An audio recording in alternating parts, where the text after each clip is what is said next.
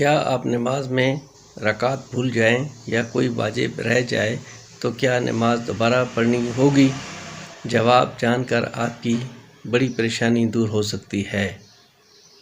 نماز کے دوران اگر انسان سے بھول ہو جائے، جیسے قاعدہ رہ جائے، کوئی واجب چھوٹ جائے یا رکعت کے بارے میں شک ہو تو گھبرانے کی ضرورت نہیں۔ اسلام نے اس کا آسان حل بتایا ہے، جسے سجدہ سہو کہتے ہیں۔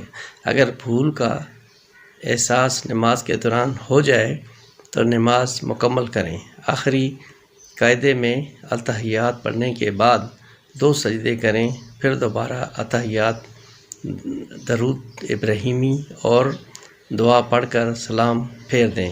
البتہ اگر کسی رکن جیسے رکوع یا سجدہ کو مکمل طور پر چھوڑ دیا جائے تو اس کی تلافی اسی وقت کرنا ضروری ہے، ورنہ نماز دوبارہ پڑھنی پڑ سکتی ہے۔ اس لیے نماز سکون اور توجہ کے ساتھ ادا کریں تاکہ بھول چوک کم سے کم ہو۔ یہ معلومات مفید لگیں تو ویڈیو کو لائک کریں۔ اسلامی رہنمائی کے لیے جاویداں اسلامی کو سبسکرائب کرنا نہ بھولیں۔